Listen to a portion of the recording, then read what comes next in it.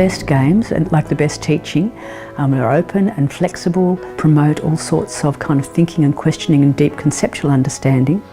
Minecraft is a game that our kids from about grade 3 and up absolutely adore. It's a very non-traditional game in a sense because there's no defined outcome.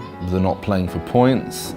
They don't have to go through different levels. It's very pixelated world in which they can dig, and once they've dug out a resource, they can build something with it. We use Minecraft in class for the students in a bit of an open sort of arrangement. So it was a social and an emotional type experiment, I suppose, but also to try and promote a little bit of literacy and have the students using language and writing and communicating with one another. We're just finding some materials to build a treehouse. I had a Year 3 class last year with a little girl who was severely dyslexic. I was constantly trying to find ways to motivate and engage her so that we had a reason for writing. She struggled with reading, she struggled with writing. So I noticed that a couple of times in her regular journal writing that she kept mentioning Minecraft.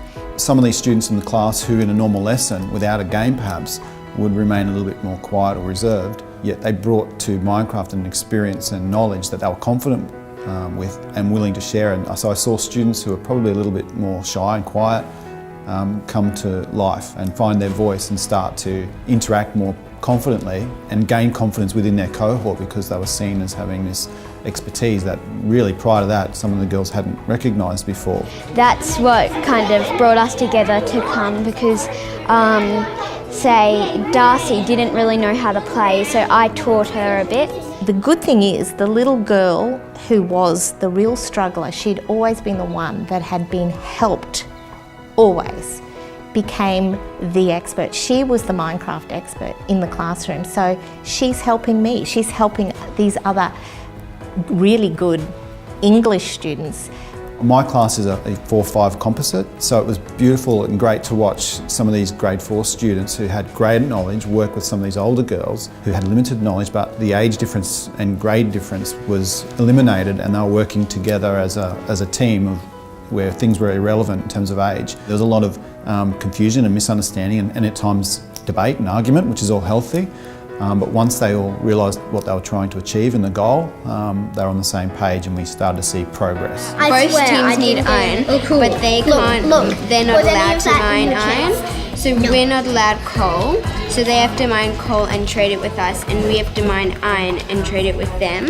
Hearing people communicate about whether a piece of coal is more valuable than a piece of iron or another resource, and then them trying to come up with, well, if I give you 2 of these, is it worth 1 of those? And just the difference of opinions and just seeing them justify their points of view, it just got some of those things that we try to explicitly teach in an English class come through naturally in a game situation.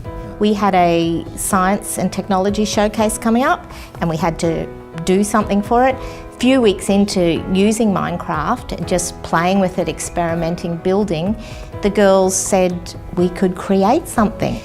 Even beyond the classroom, once learning had stopped, they were going home, getting on Edmodo and continuing to discuss things and communicate and debate and persuade, all those important skills that we look for in English and language. Somehow out of the conversations that came out, we will recreate our entire junior school in Minecraft, and that's what they did. We've learned quite a lot of things. We've learned about maths, putting blocks down, and English, because a lot of things pop up on your screen. It's saying you need to either put blocks here or it's about to turn dark. I had to join the game though so that I could get in there. I died, I don't know how many times in the first 3 minutes of the game, and I was totally helpless. And it actually gave me a really good perspective on how girls sometimes feel when we try and teach them, especially those dyslexic children. You don't need to know or have mastered the programs or even the device to allow children to find their way and to learn. They are just little sponges. They solve things very fast. I mean, you look at 2-year-olds these days, they'll pick up an iPhone and they're already, without being able to read anything, working it. So you have to somehow trust the children's natural curiosity and ability to learn. It was such a problem-solving activity because we said, well, where do we begin? And then somebody noticed at one stage that the tiles on the carpet looked like Minecraft squares. To work out the size to build our very first room, because we decided we'd build one room first. If we were building a classroom, we would go into that classroom and see how big it is. That for very many young people, digital games are an important part of their world.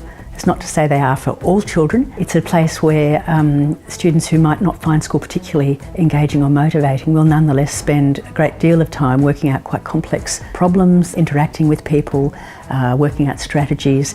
It got down to we had I think a 10-day deadline to get this thing done. Well, this is the monkey bars.